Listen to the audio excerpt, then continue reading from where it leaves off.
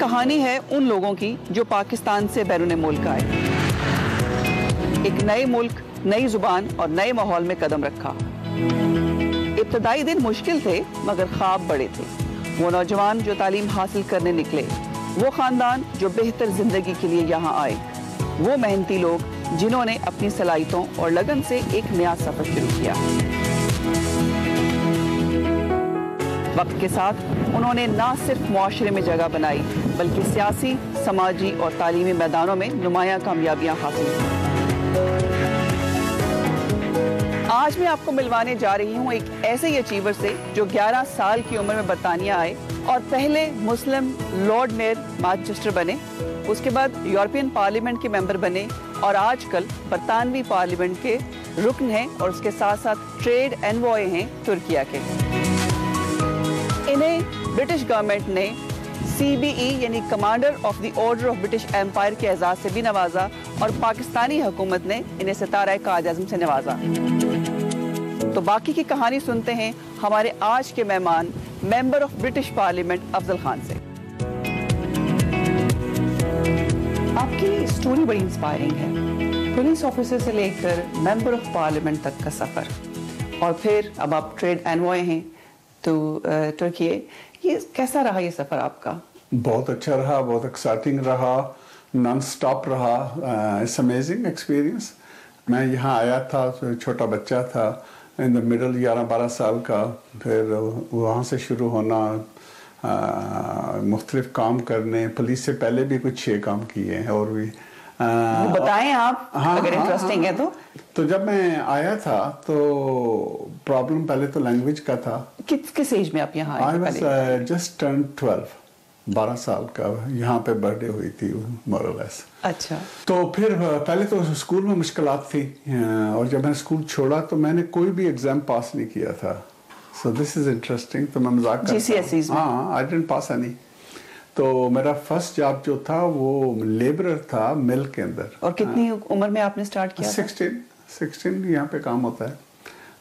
پھر میں نے مختلف اور کام کیے، میں یوتھ کا کام کیا، بس ڈرائیور میں رہا، دکان پہ کام کیا، ہوٹلز پہ کام کیا، سو نیم اٹ، سب کچھ کیا۔ اور اس کے بعد میں پولیس میں گیا، پولیس کے بعد میں نے لو کیا، لو کے بعد میں پھر پالیٹکس پارٹنر بنا، پارٹنر کے بعد چھوڑ کے پھر میں پالیٹکس میں آیا۔ اور پالیٹکس میں اٹس امیزنگ، کیونکہ برطانیہ کے اندر موسٹلی جو بھی پوزیشن ہوتی ہیں پولیٹیکلی، فرام نیچے گراس روٹ سے لے کے ٹاپ تک میں نے سب کی ہوئی ہے۔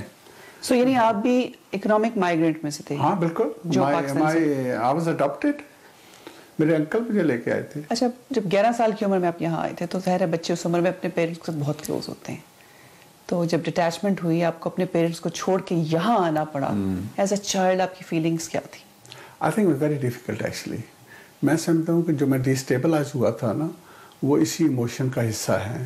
میرے اندر اس پہ احساس تھی کہ کیا بات ہے، کیوں میں اپنے گھر سے، اپنے ماں باپ سے، بہن بھائیوں سے، اپنے ملک سے، زبانوں سے، دوستوں سے، اتنی سب چیز سے دور ہو گیا۔ ماں کو چھوڑنا مشکل لگا؟ ہاں، سب کچھ۔ لوگ، ماں از آف کورس ڈیپ، ماں سے پیارا رشتہ تو زندگی میں دنیا میں ہے ہی نہیں ہے نا۔ تو یس، وہ سب چیز، تو یہی وہ چیز تھی جو میرے اندر اس میں غصہ بھی پیدا کیا، میں بلیم بھی ان کو کرتا تھا، اور یہی وہ ڈسٹیبلائزنگ میرے خیال میں امپیکٹ تھا۔ لیکن آہستہ پھر مجھے یہ بات سمجھ آ گئی کہ میں کسی بہت ٹائم میں یہ بھی رکھا کہ میں سمجھتا تھا کہ انہوں نے پیسے کے لیے کیا ہے، غربت کے لیے یہ چیز ہے، تو میں کہتا تھا ٹھیک ہے، پیسے آپ لے لیں، پیار نہیں ملے گا۔ اچھا، یہ یہاں تک؟ ہاں، یہ کیفیت تھی میری۔ ہاں، سو اسٹرانگ۔ لیکن مجھے بعد میں ساری چیز کی سمجھ آئی کہ یہ میرے لیے مشکل نہیں تھا، ان کے لیے بھی بہت مشکل تھا۔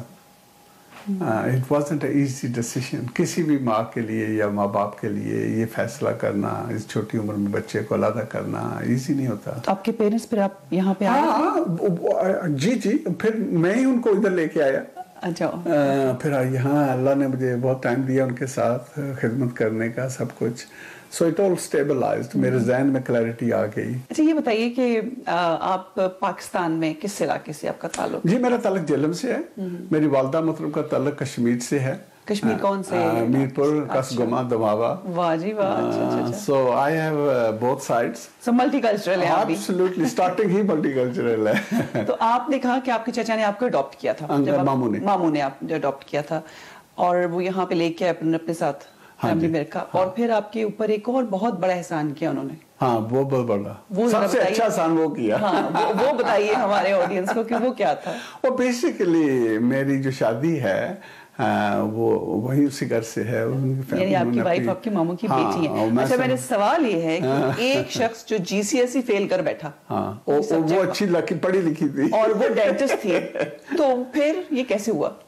یہ اس لیے ہوا کہ پہلی بات تو یہ ہے کہ جب ہماری شادی تھی وہ ویری ینگ, میں 19 تھا, وہ 17 تھی, تو وہ ڈینٹسٹ نہیں تھی. اچھا اوکے. سو اس کے بعد ہاں, لیکن اس کے بعد پھر یہ ہوا کہ میں نے اس کا ساتھ دیا کہ میں نے اس دور میں کام کیا اور اس نے پڑھائی کی. تو جب اس نے کوالیفائی کر دیا ایز اے ڈینٹسٹ تو کام کیا, تو پھر میں نے پڑھائی کی. سو یہ ٹو وے ٹریفک ہے. آپ کی جو اسٹوری ہے از ویری فیسینیٹنگ اور ریزونیٹ کرتی ہے ان لوگوں کے ساتھ جو انڈر پریویلیج بیک گراؤنڈ سے ہیں, جو ایک ہمبل بیک گراؤنڈ سے آتے ہیں. جی. سو اوبیسلی ان کے لیے آپ کیا کہنا چاہیں گے کہ منزل اگر حاصل کرنی ہے اور خواب واقعی بڑے دیکھنے چاہیے؟ آئی تھنک پہلا تو پوائنٹ یہ ہے کہ جو میری سٹوری ہے ایکچولی کسی بھی انسان پہ لاگو ہے, کوئی بھی اس سے لیسن لے سکتا ہے کہ you don't get much lower than this. تو اس لحاظ سے چاہے وہ امیگرینٹ ہو, چاہے یہاں پہ رہنے والے ہوں, یہاں پہ بھی تو لو طبقے کے لوگ ہیں نا جو اسٹرگل کرتے ہیں, تو یہ اپلائی کرتی ہے. اور دوسرا پوائنٹ یہ ہے کہ خواب, میں نے ایکچولی کبھی خواب نہیں دیکھے. آپ نے ڈریم نہیں کیا کبھی کہ مجھے اب یہ کرنا ہے؟ تو یہ سب جو آپ کی اچیومنٹس تھی یہ کیسے بائی چانس ہو گیا؟ نہیں, چانس بھی نہیں کہوں گا, خواب بھی نہیں کہوں گا. مسلسل کام کرنا, محنت کرنی اور اپرچونیٹیز کو اویل کرنا. اب میں جب ینگ لوگوں سے بات کرتا ہوں تو میں یہ بات کہتا ہوں ان کے کہ دیکھیں آپ کے سکسیس کے لیے دو بنیادی چیزیں ہیں, اور ایک تو ہے ایم, تو ایم ہائی رکھیں, اسکائی از دا لمٹ. وہ کہتے ہیں نا کہ پر کو آپ کو اللہ نے دیے ہوئے ہیں اور آسمان آپ کے لیے فری ہے, اڑے جتنا اڑنا ہے. So I think that's that. And then اس کے ساتھ ہوتا ہے ورک ہارڈ, محنت کریں. محنت کے بغیر آپ جینیس بھی ہوں گے تو کچھ نہیں ہوگا. اور تیسرا پوائنٹ شاید جس میں امپورٹنٹ ہے وہ ہے کنسسٹنسی. کسی منزل پہ لگاتار چلتے رہنا, مشکلات آئیں گی, ups and downs part of life, اس کو چھوڑ نہ دینا. اگر چھوڑ دیں گے پھر آپ نہیں, کیونکہ کوئی بھی اگر ہائی اچیور ہیں آپ تو اس کا مطلب یہ ہوا کہ میجارٹی لوگ وہاں پہ نہیں پہنچیں گے. تو کیا فرق ہے؟ فرق یہی ہے کہ جو لگاتار چلتے رہتے ہیں پھر وہ منزل پا لیتے ہیں.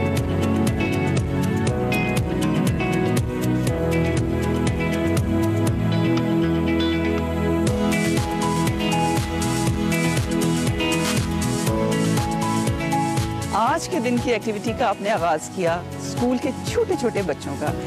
یہ اکثر آتے ہیں آپ سے ملنے کے لیے؟ ہاں جی, میں پہلی بات تو یہ ہے کہ بچوں سے بہتر کیا ہے, بہت انسنٹ ہوتے ہیں, یہ ہمارا فیوچر بھی ہے. اور جو ہمارے لوکل سکولز ہیں نا ان کے ساتھ میری جو انگیجمنٹ ہے وہ کافی اچھی ہے. اور میں کافی کام بھی کرتا ہوں کلائمیٹ کے حوالے سے, نیچر کے حوالے سے. تو جو سکولز ہیں وہ اپنی کلاسز کو یہاں لے کے آتے ہیں, تو ان سے پھر تھوڑا سا ایکسپلین کیا جاتا ہے کیا ہوتا ہے, کیسے امپورٹنٹ ہے. پرٹیکولرلی ان کا انٹرسٹ ہے بی, کیونکہ بی جو ہے نہ صرف قرآن کے حالات سے پوری صورت ہے بلکہ اس میں یہ بھی ہے کہ شہر کی سمبل بھی جو ہے وہ بی ہے. بلکہ آپ کے لیے میرے خیال میں ہاں وہ فریش ہنی فرام بیہائی. یہ جی ابھی دیکھیں نا, آپ لیں ٹرائی کریں. آپ میں نے ویسے پہلے بھی ٹرائی کیا ہے, اور ٹرائی کریں, اس کا مزہ اپنا ہی ہے جو فریش ہنی. Very nice.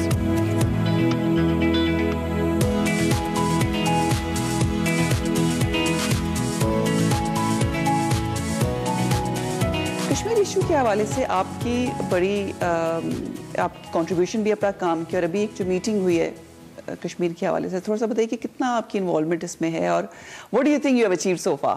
جی جو کشمیر کا ایشو ہے اس لانگ سٹینڈنگ ہے, ویل ڈاکیومنٹڈ ایشو ہے, سب لوگ دنیا میں جانتے بھی ہیں. جو سفرنگ ہے, اسکیل ہے, ملٹری آکیوپیشن ہائیسٹ دنیا میں ہے. تو میری جو انگیجمنٹ اس میں ہے fundamentally goes back to myself, کیونکہ جو میری والدہ محترم ہیں وہ کشمیر سے ہیں. اچھا. سو نیچرلی میری ایفیلیشن کشمیر کے ساتھ ہے.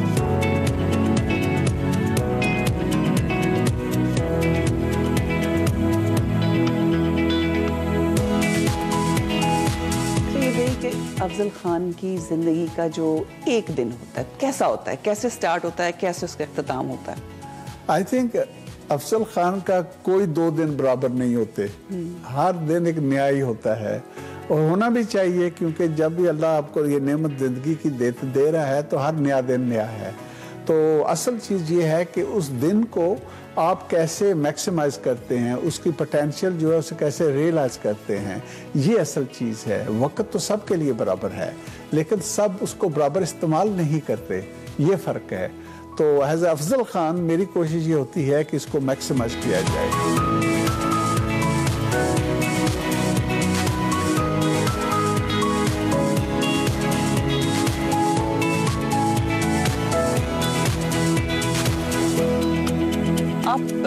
ایم پی ہیں فرام مینچسٹر رشم سے, اور مینچسٹر جو ہے وہ ایک ڈائیورس کمیونٹی ہے. یہاں پہ مسلمز بھی ہیں, جوز بھی ہیں, کرسچنز بھی ہیں, ہندوز بھی ہیں, سکھس بھی ہیں, آل فیتھس.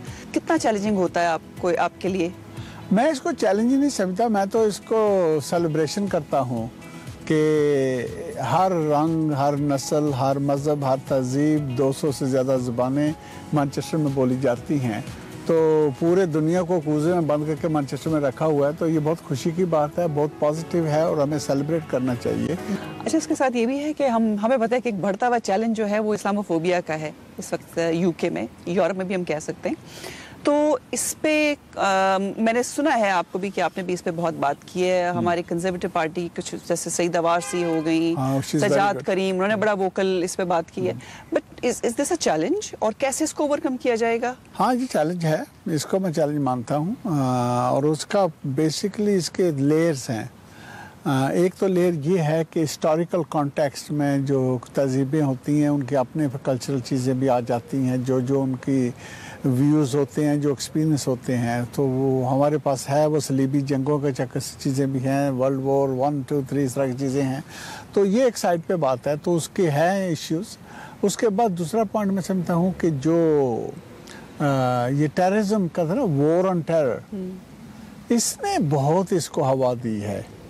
اور تیسرا پوائنٹ اس میں یہ بھی ہے کہ جو سوشل میڈیا کا ایج اب چلا ہوا ہے تو اس کے اندر کوئی بریکس نہیں ہے, کوئی چیک اینڈ بیلنس نہیں ہے, سچ جھوٹ کوئی بھی نہیں ہے. تو ہر ایک کا جو من میں آتا ہے, جو آتا ہے لگا دیتا ہے, چاڑ دیتے ہیں سوشل میڈیا پہ. تو اس کا بھی ایک امپیکٹ ہے. تو آئی تھنک کمبینیشن چیزوں سے یہ چیزیں ہیں, اور یہ ہم فیل کر رہے ہیں کہ نہ صرف برطانیہ, کسی حد تک میں کہوں گا کہ یورپ کے مقابلے میں برطانیہ میں بہت اچھے حالات ہیں, لیکن یہاں پہ بھی پرابلم ہے. اور جہاں تک مسلمان ہیں تو میری پوزیشن یہ ہے کہ برٹش مسلم ہمارا نمبر 1 ایشو جو ہے وہ اسلاموفوبیا ہے, کیونکہ اس کے جو شاخیں ہیں وہ ہر فیلڈ میں پینیٹریٹ کر رہی ہیں. تو اس لحاظ سے ہمارے ساری لائف پہ امپیکٹ کرتا ہے. تو اس کو ٹھیک کرنا, اس کو کاؤنٹر کرنا, اس کی ڈیفینیشن کا ہونا, یہ ہمارے لیے اشد ضروری ہے, اور اسی پہ میں نے کو 30 سال سے کام بھی کیا ہے. افضل خان صاحب, thank you very much. Thank you, بہت شکریہ for being our achiever, being an overseas Pakistani, جنہوں نے اپنے پاکستان کو اور پاکستان کے لوگوں کی پہچان بنے اور اپنے ملک کا نام یہاں رہ کے بھی روشن کیا. Thank you. Thank you.